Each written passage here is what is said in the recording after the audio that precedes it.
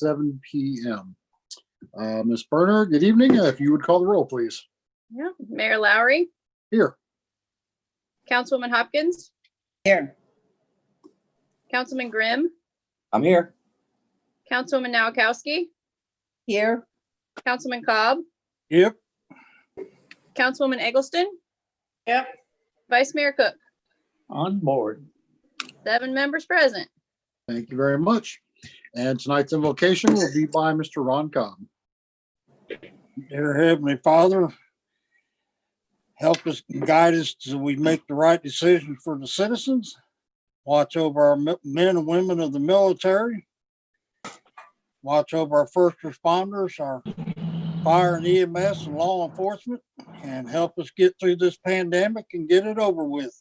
In Jesus' name we pray, amen. Thank you, sir.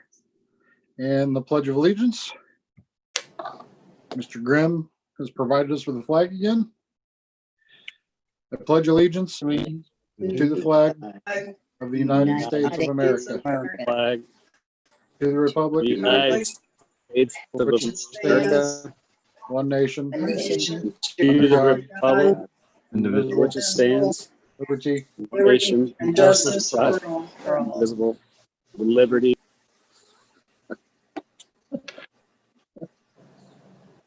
Thank you, Mr. Grimm. All right, moving on. We will need action on the regular scheduled work session for 7/6/2020. Second. Was that Cobb and Eggleston? I heard Vice Mayor and Cobb. Was that right? I think I heard Cobb and Eggleston. I don't know. Who was the I first? said second. Yeah, I heard Miss Eggleston say second. Okay, we'll go with Mr. Cobb and then Miss Eggleston. Okay. Council, any discussion on the minutes? All right, when you're ready, Miss Berner. All right. Vice Mayor Cook, Yes. Mayor Lowry, Yes. Councilwoman Hopkins, Yes. Councilman Grimm, Yes. Councilwoman Nowakowski, Yes. Councilman Cobb, Yes. and Councilwoman Eggleston. Yes. Those minutes are accepted 7-0. Thank you very much. And then we will move on to accept minutes for the regular scheduled council meeting for 7/6/2020. So moved. Second. Miss Eggleston and then Miss Nowakowski. Okay. Any discussion? All right, and when you're ready, please. All right. Councilman Cobb, Yes. Councilwoman Eggleston, Yes.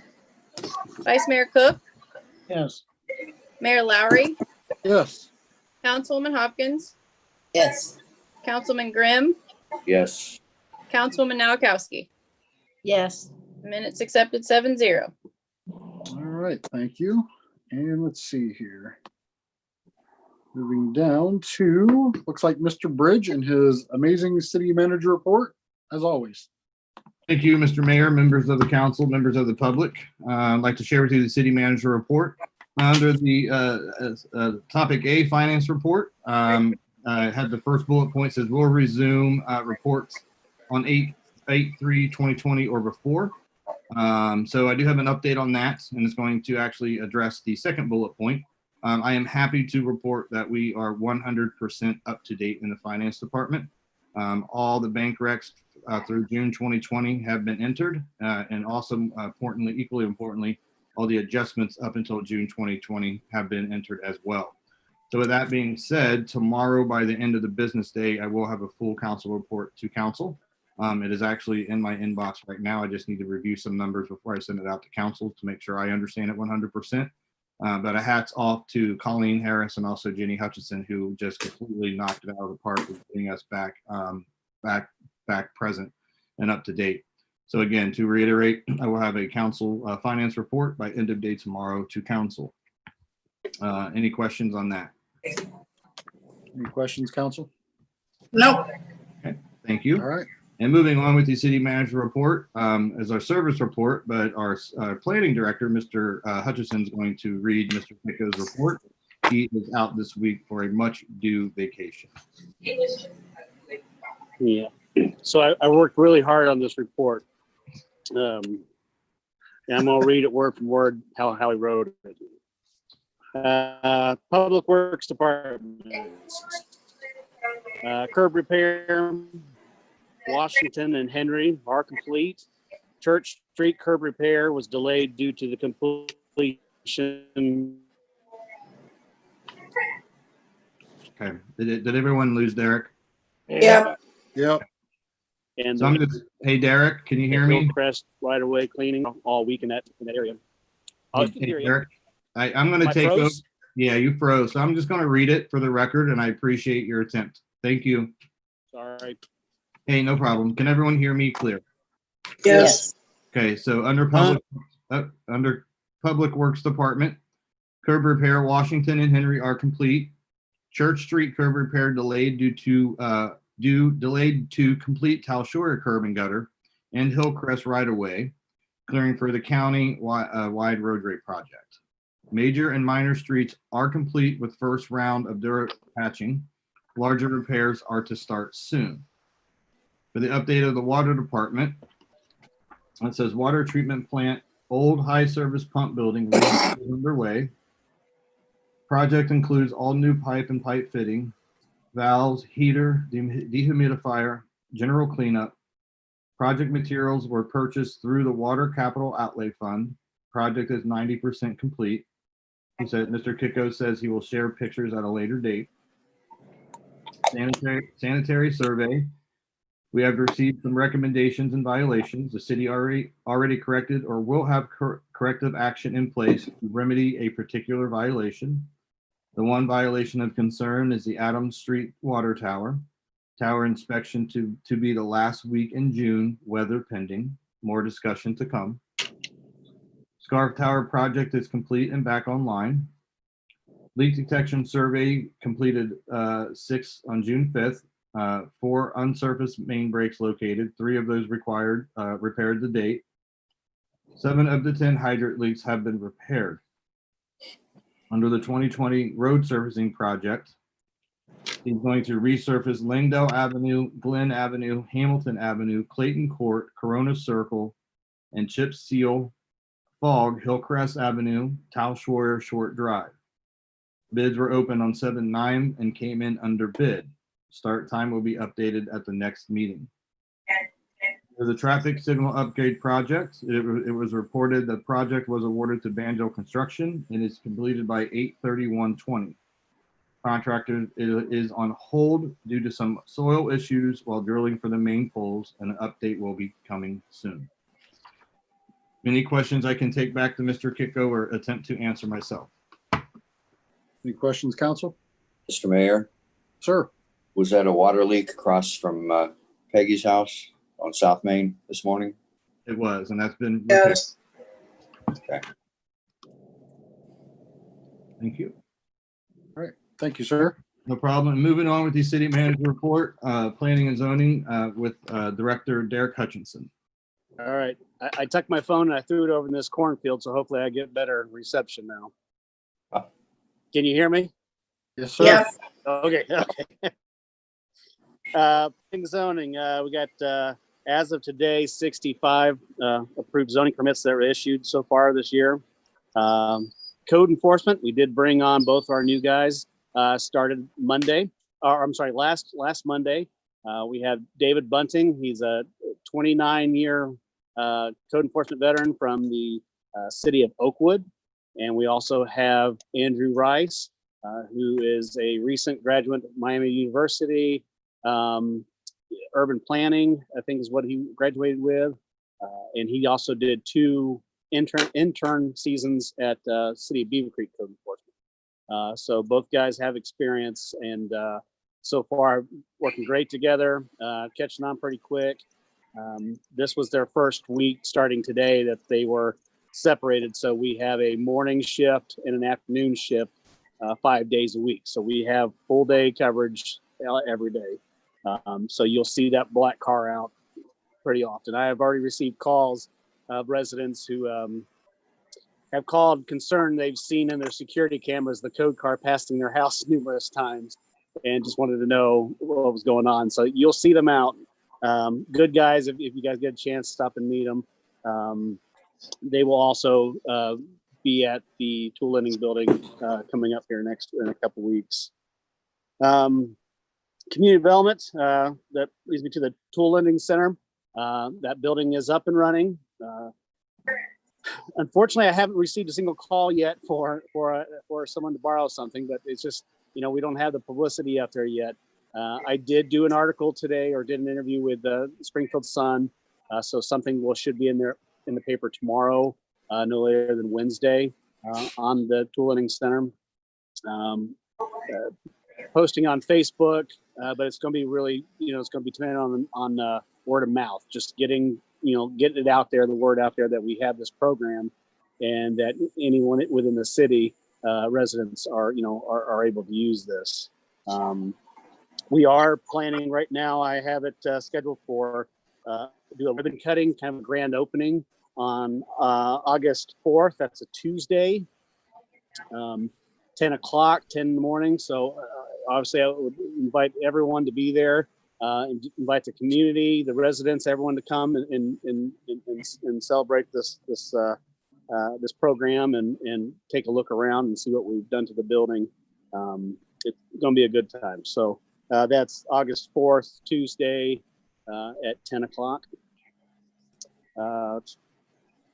Economic development, we've been pretty busy. There's a buzz on the road, out on the street, regarding vacant businesses and stuff. I'm getting a lot of calls and reaching out and talking to a lot of people that are interested in either starting or bringing their businesses to New Carlisle. We do have some vacancies and some, definitely some potential land that can be developed. So I'm excited about that because there's a lot of buzz out there. So when I get more details as far as specifics, by the next council meeting, I'll have some more updates. But the word's out that New Carlisle's wanting anybody to come. So we're excited to hear from them. So that's all I got. I'll take any questions. Council, any questions for Mr. Hutchinson? Mr. Mayor, Ms. Eggleston? Mr. Hutchinson, I just want to confirm, we had originally said that to prove you're a resident of the city, you have to have a water bill. And I wanted to confirm with you that it could be any utility bill for those that rent and their landlord pays their water. So yes, so I have updated our requirements, and that is in there now. So if you are a tenant that your utilities are included in your rent, paid by your landlord, all we would need is just a secondary. So it could be a gas bill or power bill, a cable bill, something that has your name with that address that matches your driver's license. So we can use that if you do not have the water service with New Carlisle. Thank you. You're welcome. Thank you, Ms. Eggleston. Anyone else? Yes, sir. Mr. Cobb? Mr. Hutchinson. Yep. Code enforcement officers, when they write citations, are we going to enforce the ordinance? If there is, so right now, everyone in most communities are doing the same. I mean, we understand the state that we're in with the corona and the COVID-19. We're not going after, even though they are violations, we're not going after targeting serious structural things right now. As far as we understand it's going to be a lot out of pocket. We are going to be concentrating more right now on items that could be taken care of with less money, as far as just picking up trash, debris, mowing your grass, trying to remove junk vehicles, get them out of the way, RVs in the yard. I mean, there's a number of things that homeowners or tenants, residents can do that's not going to cost them any money to take care of, that we will enforce those. But we understand, if you got gutters falling down or something like that, even though they still are violations at this time, we're not going to be, we may let you aware, send out some type of notice that just be aware of this, you do have violations, and, just start planning for the future to get those repaired. But we're not going to be issuing any kind of notices as far as legal notices or anything on major structural things that's going to cost citizens money right now. Well, if that's the case, we really don't need the code enforcement officers right now. If we're not going to cite them. He's not Well, saying he's not saying he's not citing people. Right now, what we're doing is saying this is a very trainable option for these two guys. We're building them up to get to the bigger type of violations. So there's not that many places in town that are having severe structural issues. The places that are, the county usually already has that under control. So he's not saying that we're not violating people. We are. But when it comes to the big structural stuff, that has an impact to cost the homeowner a lot of money or the city a lot of money. And we are going to be focusing on that. But right now we have to get them comfortable enough to get the small stuff, the low hanging fruit out of the way before we go and get some big structural stuff that the county more than likely already has on the radar in the process of working. Anything else, Mr. Cobb? Yeah. All right. I just had one question, Mr. Hutchinson. Yeah. On the tool rental program, when we roll in towards the winter months, will we have things like snow blowers? As of right now, I did not prep anything for winter months. Okay. We still will have, obviously, we'll still have hand tools, that stuff that, if you're doing inside repairs, indoor repairs, that will be available all year round. Now, if the demand gets to it, we may look into that. I'd like to steer clear from as many gas-powered items as we can, just due to the maintenance and upkeep of those. Right now, our lawnmowers are only gas products that we have. Everything else is either electric power or manual. So as far as like a snow blower, the only problem I have seen and could foresee in something like that is, as costly as those are, we're looking at maybe only be able to get one or two, and the need's going to be on a day of a snowstorm. Right. So by the time someone came and got that brought back, someone rented it out, the snow would be melted by most time the citizens would even be able to get to it. So that would be a tough one to do. Now we could do snow shovels in preparation for a upcoming storm. So those are things that we could definitely look for this winter. Okay. Thank you very much. All right. Any other questions? All right. Back to you, Mr. Bridge. Thank you, Mr. Hutchinson. Thank you. Thank you, Mr. Hutchinson. And moving on with the city manager report, our fire report with Fire Chief Trustee. Good evening, council, mayor, vice mayor, and citizens. For the month of June, New Carlisle Fire Division responded to 83 EMS calls in the city, 18 in Elizabeth Township. The division responded to 8 fire-related calls in the city, 1 in Elizabeth Township. We had 3 EMS calls answered mutual aid by Pike Township or Bethel Clark due to Medic 52 being on response. We answered 2 mutual aid runs for Pike Township, and we answered 2 for Bethel Clark. Other than that, right now, the other big thing is Medic 52. New Medic 52 is in full service and responding. Station renovations that we're doing are probably about 85% done. To be probably finished by the end of this month. Other than that, that's about it. All right. Thank you, Chief. Council, any questions for the chief? Chief, just one. I mean, is the medic working up to your expectations? Very much so. Everything, haven't had any major problems, issues with the medic.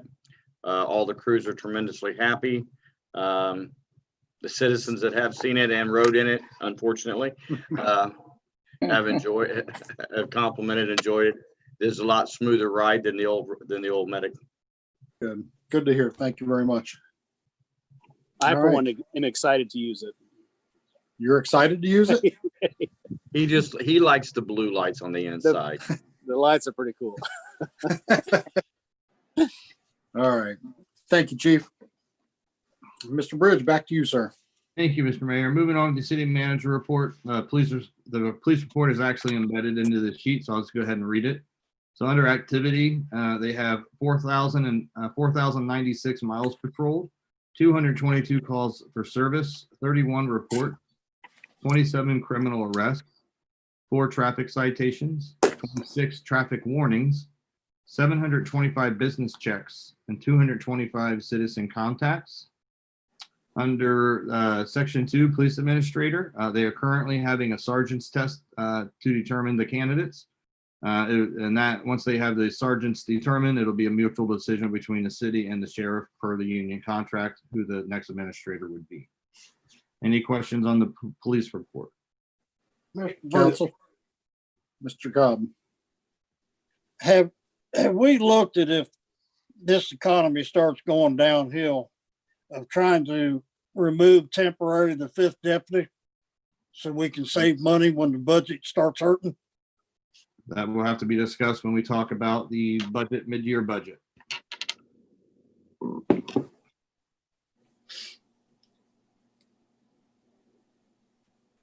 Anything else, Mr. Cobb? Uh-uh. Okay, thank you, sir. Mr. Bridge, I just had one, and you probably really couldn't even answer it. But on the report it says business checks. Does that mean? I'm assuming that means that they're doing driving by and just checking on businesses late at night, or do you know if they're getting out and doing walkthroughs through business? Is that included in that? I think it's a combination of both. Okay. Yeah, to sit there and say 100 of them are just driving by versus, but it's all encompassing. Okay, thank you. Sure. I believe like if they have an alarm that goes off, them responding to that alarm, even if it was just accidental set off, that was probably included in that, I'd imagine. Okay, thank you. That's all I had. Thank you, sir. Yeah, no Mr. problem. Mayor, Yes, sir. I have a question. We have 2 bicycles for deputies, is that right? Yes. Are they being used? I'm sure they do use them. As to what extent, I don't know. They were bought a couple years ago for our 2 particular deputies to do community policing, so they have used them. I know they use them for the Black Lives Matter protests and stuff like that. As far as the amount of them being on it as much as the previous 2 deputies were, I can't attest. I don't know, but they are being used. Yes. Anything else, Mr. Grimm? That's it. All right, thank you, sir. All right, and back to you, Mr. Bridge. Sure. Under other items, city building downtown, we are going to put that out to bid on September 8th, 2020 with a 3 to 4 week runtime. There'll be alternative bids for the 3rd floor completion, alternative bid for the bathroom on the 2nd floor, and then also an alternative bid for the upgraded lights and fixtures. So, but what's not included in the bid specs will be the upgrade of the electrical panel, the IT wiring, certain furniture, workstations, and other related items. So I just want to stress to council that we're just putting out the bid so we can see where the pricing is going to come in. So I had a meeting with the architect, I think last week. If we put it out September 8th, that puts us around, if we do 3 weeks, around the 2nd week in August, 4 weeks would be about the 3rd week in August. Again, to align council with see how much this is going to cost so we can better do the mid-year budget and see if council wants to move forward for this year or hold off until next year. But we need to have a number to even start to begin with. So again, just because the bids are out doesn't mean we have to accept any of them, but it is going to give us a good idea of where that's going to come in price-wise. Right. Yep. Moving on with the city manager report under income. Question on the building there. What's that, sir? We sit back when we was going to put the chambers in there, the council chambers. You was going to put storage upstairs and you could not due to the weight on the 2nd floor. Now you're going to go to a 3rd floor? No, I did not say that. 3rd floor Yes, was sir, always. you did. I didn't No, say what he's anything saying. Now, what he was saying is as far as and correct me if I'm wrong, Mr. Bridge, the 3rd floor we were considering possibly doing just a basic update for extra office space if someone needed to go up there. So if I'm understanding correctly, we're just going to nix that idea and just pretty much leave it the way it is, correct? Basically what it says is we were see how much it costs to get done versus not cost to get done. So an alternative bid means, say we have this bid to do the 1st and 2nd floor. If you want the 3rd one down, it's going to cost you another $20,000. So, but we didn't say anything about using it as storage or not about it for not being done. If it is done and we don't have office space up there, we can use it for dry storage, like old Christmas decorations, things that don't have a lot of weight to them. We can't put multiple filing cabinets up there. But we can definitely use it for dry storage if it's not used for office space. But again, the alternative bid means you're getting the first and second floor done at the minimum. This is how much it's going to cost extra to get that third floor, should council want to go proceed with it. All right. Anything else, Mr. Cobb? He doesn't know what he's talking about. I'll leave it alone. All right. Anybody else any more questions on that for Mr. Bridge? Can you go ahead and clarify for me that, Mr. Cobb? What I just want to make sure that you and I are on the same page with how this is moving forward, since all the other council members seem to understand. But I Well, don't. when you put this thing out for bid, you already have a figure that you're going to spend. You don't sit there and open wide open to the contractors and make the bid for you. Now you're Well, in that's my not the case. backyard when it comes to that. Well, I don't know what backyard you're in, but usually how the bidding works is you put it out to bid because they come back with a price to complete it. Like we're doing for trash. have a We price don't know how much you're a gonna trash rate's going to cost until it comes back out and they say this is how much it's going to cost. So we can have 4 builders bid on this project and they all have 4 completely different prices on it. But you should know what you're going to spend before you send it out. Mr. Cobb, that's already been discussed with council. That's why we have money put away in the CIP. That's why we've had multiple discussions with how we're going to finance this stuff. I mean, I don't understand why. No, we don't have it in the budget. You keep jumping on your figures on this building. What do you mean we don't have it in the budget? It's in the CIP. I'll let council members handle it from here on out. Yeah, I don't have the budget in front of me. I know we put an amount in the CIP budget. I don't remember the exact amount, but it is in there to do and renovate the building. So. Okay. I'm just going to move on with the city manager report. Shelter house renovations. Right now, it's still dependent on the state orders pertaining to the gathering limits. Unless it's been changed, I have not heard any other direction, but I still think that limit of 10 or less is still in place. So as long as that limit is in place, we will not be able to honor the reservations for the shelter house. So we will be more than likely canceling for them for August as well. Okay. Council, any discussion on that? Council. Nope. No? Okay. Waste removal bid specs, updated due to the work session dated July 6th. So I'm going to email these out to you guys. We had discussed last time about definition of a bag, and it's going to be hard for me to call each one because I don't know who's going to respond to the bid. So I was talking to Vice Mayor about this during the break. And I'm just going to write something in the bid specs for them to define their bag limit with the extra Christmas collections. That way, anyone who responds to it, they can give their own unique individual response. So Rumpke can have their response, Waste Management, Republic, and who else decides to go into that. Is council okay with that strategy? Yes. Yep. Okay. So I got to make sure the table of contents are correct. I have them done completely right here. So tomorrow I'll go through and update the table of contents and then add that language in there about the bags. And then I'm going to give them out to council so you guys can review them, read it word for word. It's about a 32-page document. Make sure you're good with the secondary language that's in there. And then we can go ahead and put it out to bid too. I do want to get that out sooner rather than later, given the time frame that we do have.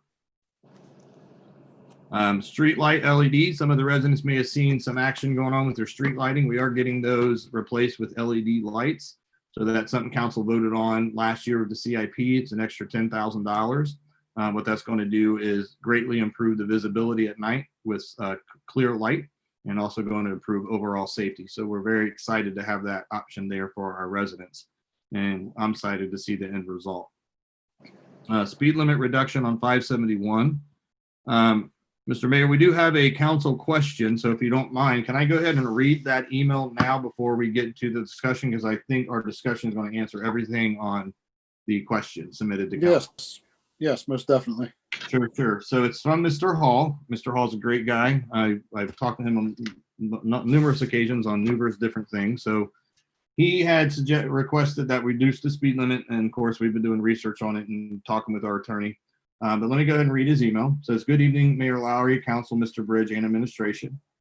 My name is Don Hall, and I live at 609 West Jefferson Street. Back in May 2020, I requested the city consider reducing the speed on West Jefferson State Route 571 from the posted speed of 35 miles per hour. This request was based off excess traffic speeds through the residential portion of West Jefferson Street with many family elderly homes no more than 10 to 15 feet from the sidewalks.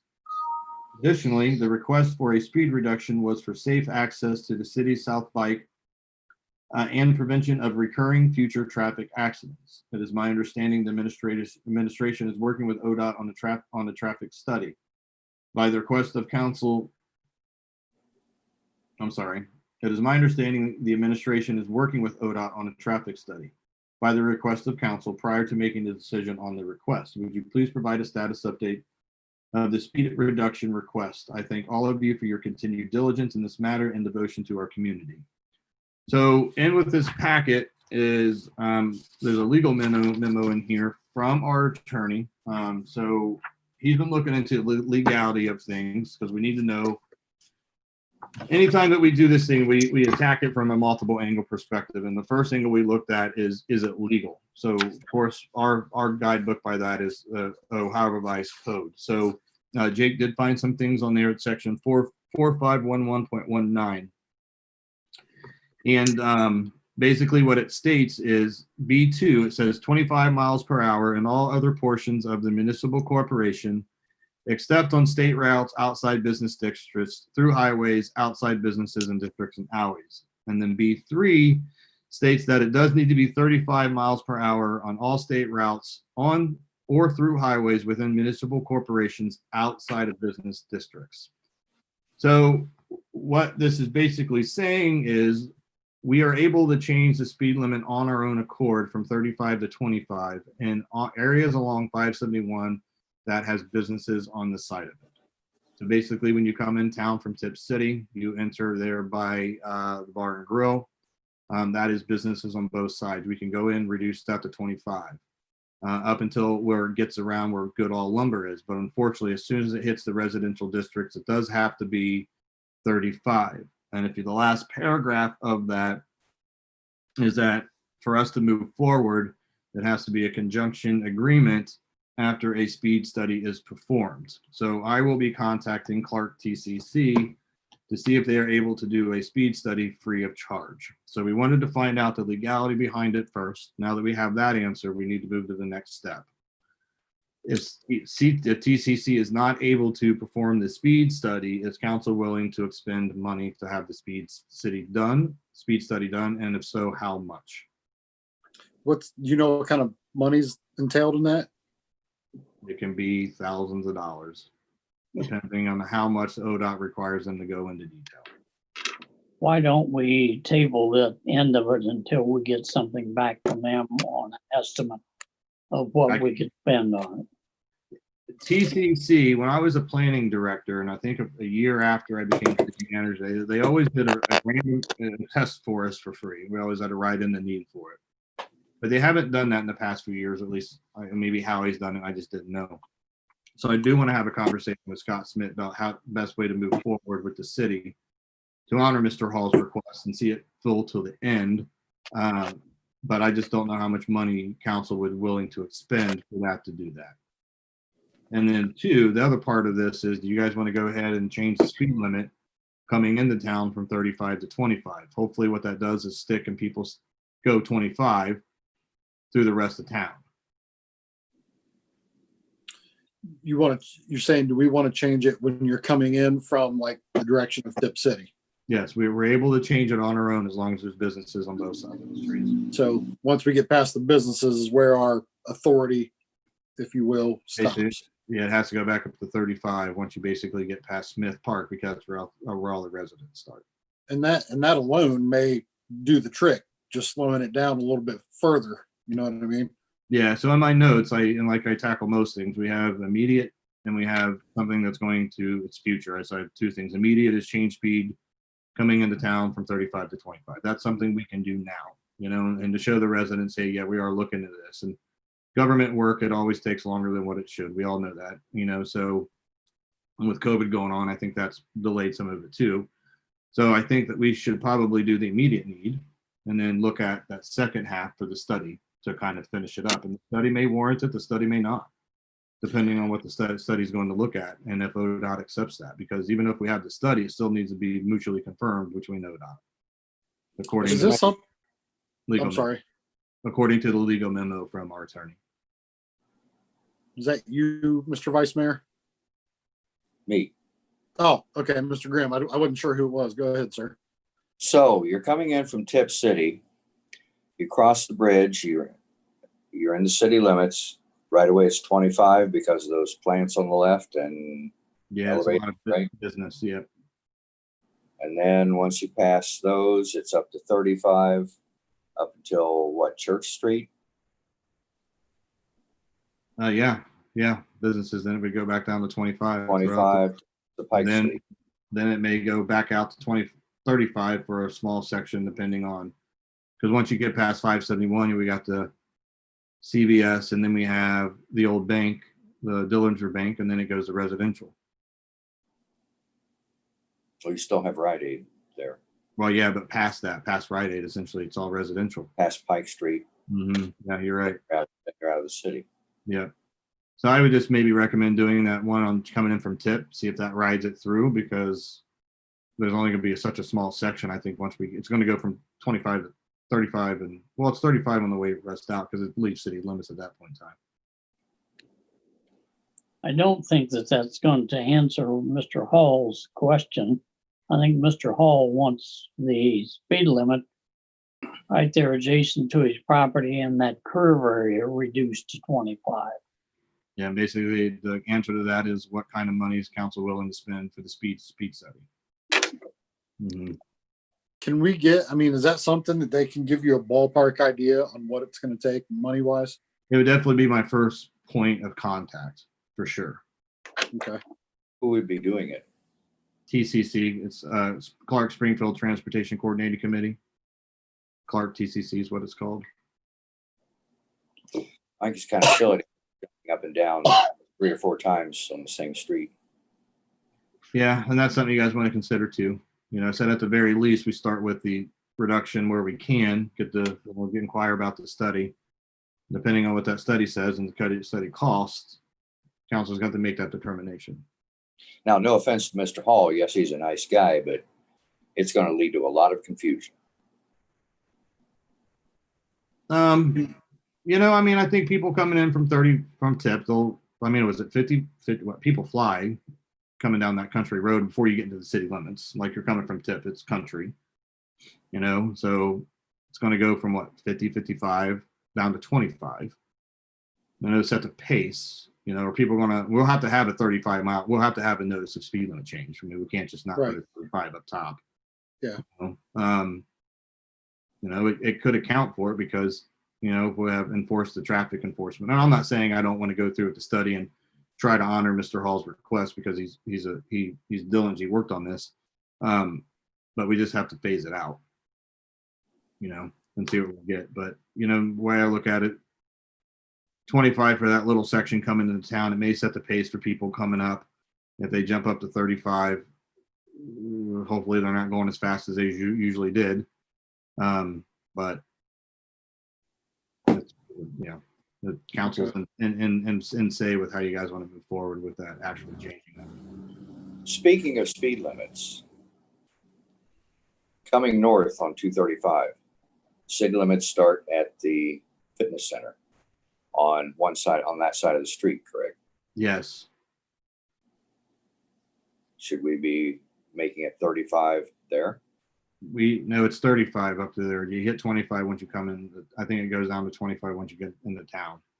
So we don't own both sides of the street when it comes down. We don't need to, do we? Yes, that was a topic of conversation. I would say back in 2016, we had got with Bethel Township and had a meeting there at Meadowview Grove with Earl, and all he was concerned about his employees pulling out, and then R.D. Holder was concerned about his truck drivers pulling out with the speed being at what it is. But since we didn't own both sides, nothing came of it. In Enon, there are locations where half the streets in the village, half the streets in the township on this. And this was when I would go to Enon Village Council meetings. this was a topic of discussion, especially on Broadway. The north side of the street is in the village, south side is in the township. And the people were complaining that people were flying down the township side. And the village said they couldn't do anything about the township side, but on the village side, it is 35, it is 25. Yeah, that's odd. It would have to be, because there's a formula they use. So I'm curious to know how they did that, because it's a formula they use for actual how many feet you have. Like it could be 300 feet of business and 200 feet of residential, and they take this formula. So I don't know what's on either side of that there, but I do know that there is some specifics taken into account when they come up to that formula as what's considered business frontage and versus residential frontage. You might want to look into it again. Just my 2 cents on the original topic. I'm not against changing the section. We can, but I think before we even do it, I would like to see what kind of a ballpark price we would have. And then if it's something that's not extremely high, do the study before we make any changes. But I would just, me personally, I would like to hear some sort of ballpark figure on what the study would cost.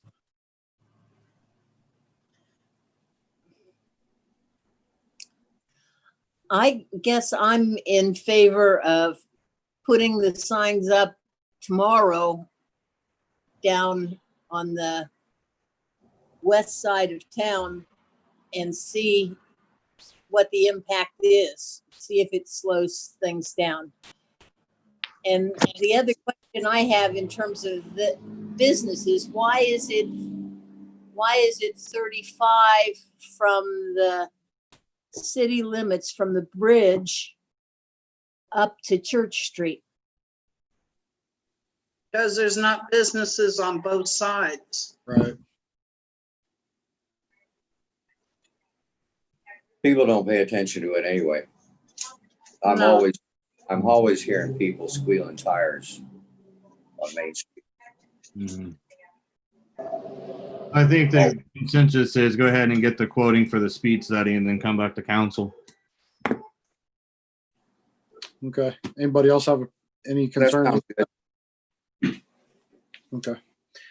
I think that's what you need to do there then, Mr. Bridge. So we have no interest in changing the speed limit short time, the one small section. I don't. No. I'm not against it. I would rather wait to see what the price is. Be And packaged. then, right. Just get all the bits and pieces of information and then go from there. That's how I feel. I agree with that. Wait and do it all at once. Yeah. I'm just taking some notes, guys. Give me 1 second. Yep. I'm sorry. No problem.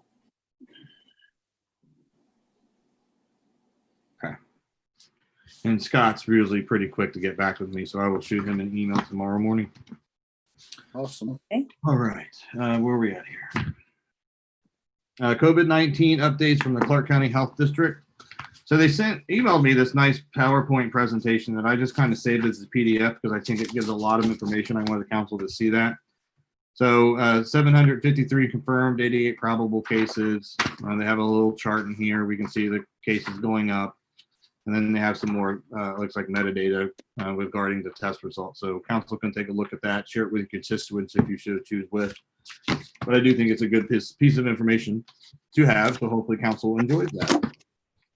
Let's see. Upcoming, we have the street lighting assessments and abatement utility assessments. Those will actually start next week on August 3rd meeting. And then as we talked about earlier, the 2020 budget adjustments due to COVID-19 to include revenue expenses and CIP expenses.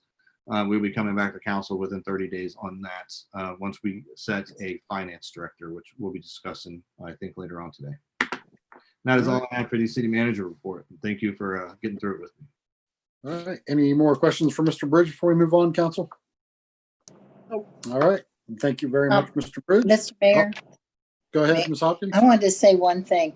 It's Yes. back on the LED lights. I've heard from several citizens that are very pleased with the new lights. Oh, that's great. Yay. Yeah. They're going to make a world of difference. I just wanted to give you some feedback. That's fantastic. And thank you, council, for allowing that expense because I think it's going to do a lot of good. Yeah, the feedback I've got was from some local criminals. They're saying it's making it harder to break into cars. Do you hang around with the criminal element, Mike? Right? Do what? You hang around with the criminal element? They were random. They were just random messages. I'm just joking. Okay. No, they are so bright. It's amazing. I love it. It's like our whole front yard is lit up. It's great. So they do look great. So Good. all right. And moving on to, let's see here, where we at here. So for comments from members of the public. Any emails there, Mr. Bridge? None additional to Mr. Hall's. All right, thank you very much. Committee reports, none tonight. Resolutions, Ms. Berner.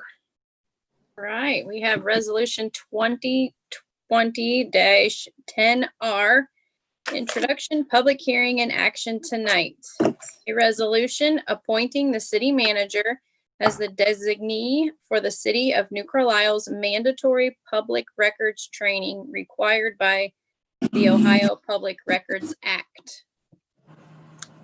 Thank you, Move to- council. Was that Move Mr. to- Grimm? Yeah. Okay. And the second by Vice Mayor. Okay. Sorry, taking notes. An explanation of this resolution. Every year, the state of Ohio requires that the city manager and/or council members complete sunshine law training. This resolution will allow me to go on behalf of council, even though council may do it their own, just a catch-all, just in case something should happen with your appointment. Thank you, sir. Council, any questions before we call for a vote? All right, when you're ready, Ms. Berner, please. All right, Mayor Lowry, Yes. Councilwoman Hopkins, Yes. Councilman Grimm, Yes. Councilwoman Nowakowski, Yes. Councilman Cobb, Yes. Councilwoman Eggleston, Yes. and Vice Mayor Cook. Yes. Motion accepted 7-0. Thank you. All right, we're going to move on to ordinances. We have ordinance 2020-22E, introduction, public hearing and action tonight. An ordinance authorizing the city manager to enter into an agreement with the Board of Clark County Commissioners for the 2020 roadway resurfacing contract and declaring an emergency. So moved. I think I heard Ms. Nowakowski first. Second. And a second from Ms. Eggleston. Okay, Okay, and an explanation of this ordinances, this is to go ahead and expend the funds for the roadway repair project, and this is a yearly agreement that we do with the county for resurfacing projects. Council, any questions? All right, and when you're ready, Ms. Berner, please. all right. Councilman Cobb. No, wait, hold on. I'm good. Sorry. I want to stay in order. Vice Mayor Cook, Yes. Mayor Lowry, Yes. Councilwoman Hopkins, Yes. Councilman Grimm, Yes. Councilwoman Nowakowski, Yes. Councilman Cobb, Sustain.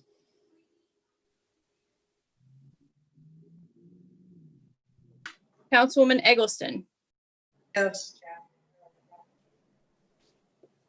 All right, that motion passes 6-0-1. All right, and the next one when you're ready, please. Okay. We have ordinance 2020-23E, introduction, public hearing and action tonight. An ordinance authorizing the city of New Carlisle, Ohio to enter into a first amendment to option and land lease agreement for the purpose of continuing to lease a portion of the city's waterworks property to Springfield CTC DBA Verizon Wireless and declaring an emergency. So moved. Second. First by Ms. Eggleston, second by Ms. Nowakowski. And an explanation of this ordinance is, this is a result of council choosing to extend the lease with the current provider and go ahead, and because we are extending that lease, we're getting a $20,000 bonus extension on that. So that's what's in front of council tonight. Council, any questions? And when you're ready, Ms. Berner, please. Mr. Mayor, Yes, Ms. I have Hopkins. a question. Why is this an emergency? Because it has to be back to the people who are expediting the lease in a timely manner. They need it back by July 30th. Okay. All right. And when you're ready, Ms. Berner. All right. Councilman Cobb, Yes. Councilwoman Eggleston, Yes. Vice Mayor Cook, yes, Mayor Lowry, Yes. Councilwoman Hopkins, No. Was that a no vote? That was a no vote. Okay, I just want to make sure I heard you clearly. Councilman Grimm, Yes. Councilwoman now. Yes. All right, that motion's accepted 6-1. All right. Thank you very much, Ms. Berner. Moving on to other business, there's none. We will have an executive session tonight to discuss the employment of a public employee. And then after that, we will return to regular council session to what I would assume adjourn. We do not plan on any other business this evening after we return from that. We Yes, ma'am. don't, there actually may be business after the facts. Oh, okay. Well, then there you go. We may have some business afterwards, but we will return from the executive session to regular session. And again, the public's welcome to tune into that as well. Mr. So Mayor? with that, Mr. Grimm. I would like to bring up something before executive session. Yes, That's sir. okay. Yes, sir. We have a crosswalk at Main and Jefferson. People don't like using that crosswalk because people are constantly turning, drivers are constantly turning without walking. I've almost been hit a number of times. I was talking to one of the businesses, and I was at one of the businesses up the street. He said he's almost been hit a number of times. And I'm constantly seeing people turning without looking. We need to have one at Washington and Maine, and possibly one in the middle of the block. What would it take to get that done? So 2 years three, ago, we had a meeting, we had a study done on that probably 2-3 years ago through TCC. Nothing was warranted to have a crosswalk there. There's not enough pedestrian traffic. Well, people are almost getting hit, Randy. I will email you out the crosswalk study we had. Do we need to wait until someone gets injured or even killed? You're asking me questions that I don't have the authority to answer. If the study does not warrant it, we actually will be at liability if we put one in despite what the study says. It's a state route. So we have to do anything in conjunction with ODOT. So we had a study done, I would say 3 years ago through TCC. They literally had people stationed out there counting the traffic with a hand counter, how many people cross the street. And it just wasn't warranted at that time. So I had planned on looking that back up when we debut the city building downtown, because we'll have more foot traffic coming across to get to that city building. So What time of year did they do this study? I don't recall. It was spring, summer. They don't really do them in the winter. well, that was going to be my The question. farmers market wanting the crosswalk there mid-block. They had wanted it up by Main and Washington. So there's a few different scenarios to the council what that type of crosswalk it would be. But my recollection of it is it just wasn't warranted due to a lack of pedestrian. So can I jump in, Mr. Grimm? Sure. Okay, thank you. So Mr. Bridge, you said that we could technically put one in, but we could be held liable if there was an issue there. Anytime that you do something that's not recommended, you're going to be held liable. You have a Okay. chance of being held liable, yeah.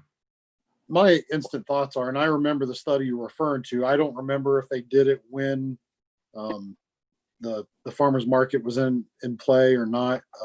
I mean, there's a lot of traffic down there during the farmers market. It would definitely ease up some congestion on the one crosswalk that we already have.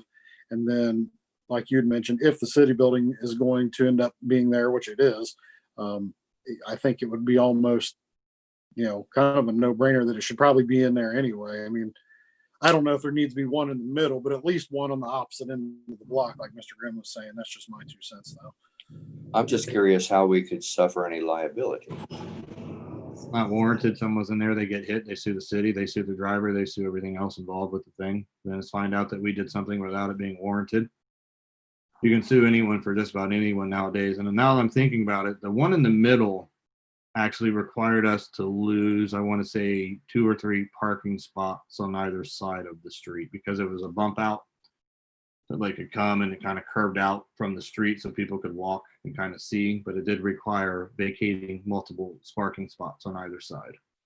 Because a lot of debate centered around like Yellow Springs, and now I'm on jury duty in Xenia, they have one in their downtown. It's a 4-lane highway, but pedestrians actually have the right of way. So if you're in there, there's no crosswalk signal. Pedestrians just walk into it and the traffic stops. I think it's similar out there in Yellow Springs, one of their narrow streets. So definitely something that I wanted to bring back to council once the new city building was put in, because I think that's going to increase the foot traffic. And then talk to council about putting that one up by Main and Washington in. We don't think it's very feasible for us to do the middle one just because of losing the parking spots we can't afford. No. No, but that one on Main and Washington, I would love to have one in there where pedestrians have the right of way. They don't push a button, something in the middle of the road, it's flashes, says pedestrians have the right of way, and it's just there. But I need to make sure that we can do that without, being liable for anything. Is that something that would be on your plate, Mr. Bridge, or would that go to Mr. Hutchinson? It would go to actually Mr. Kicko. Oh, okay. All right. But we'd have to work with ODOT in it because it's state route, because of the state route status.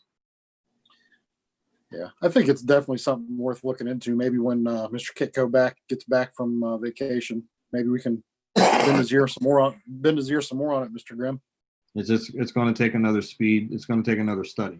Not a lot has changed since the last study we haven't done. It's not like we've had, a business office with 30 people be employed there. So I think they'll have probably the same amount of results that they did last year. That's why I wanted to see if once we get that extra foot traffic in there with the city building. But it's definitely something I can reach out to Scott when I talk to him about the speed study being done on Jefferson. Yeah, I'll call my contact at ODOT too. Yeah, that's awesome. Well, we'll put our forces together and see what we get.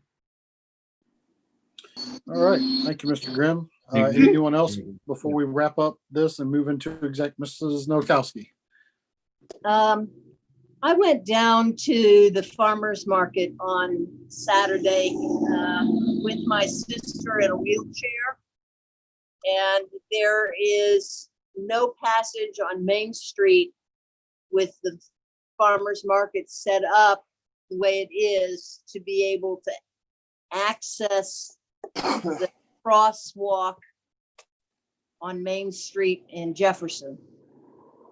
Okay, I will have to talk with them. They are supposed to leave that clarified for ADA compliant. So it's something I have to get with Mr. Maxwell and make sure that there's a distance in there for people to actually be able to get a wheelchair in. But that has been heavily communicated to them for multiple years in a row that ADA compliant is a paramount.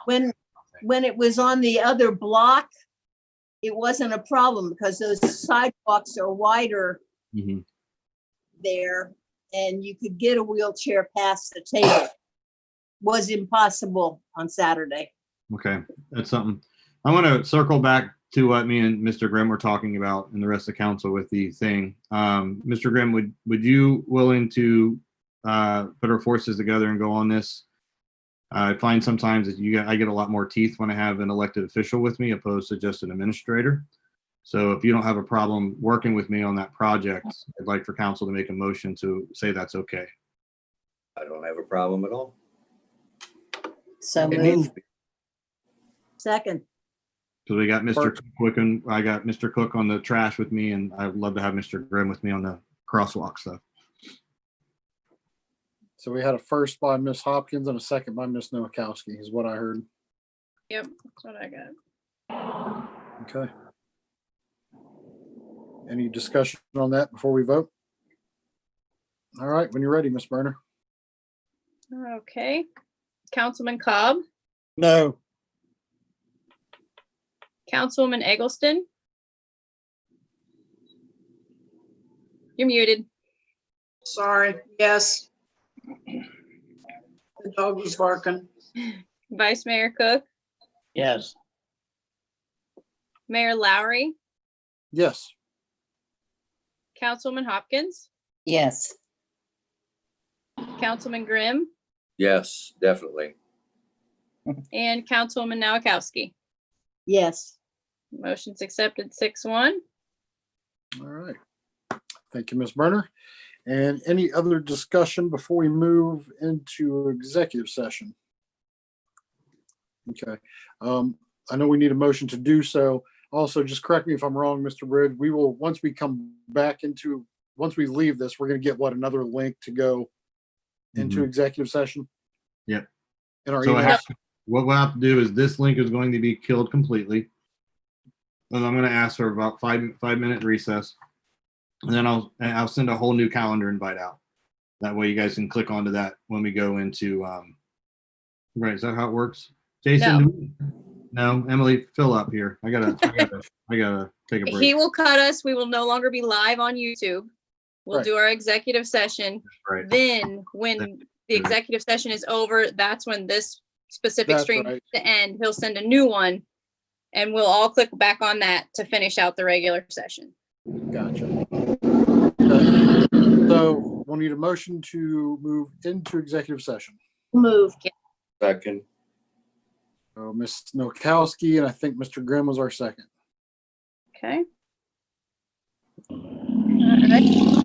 Councilwoman Nowakowski, Yes. Councilman Cobb, Yeah. Councilwoman Eggleston, You're muted. Yes. There we go. Vice Mayor Cook, Yes. Mayor Lowry, Yes. Councilwoman Hopkins, Yes. Councilman Grimm. Yes. That's accepted 7-0. All right. And Mr. Henry, can you pull us from YouTube? Fire Chief and Derek, thank you so much for your time this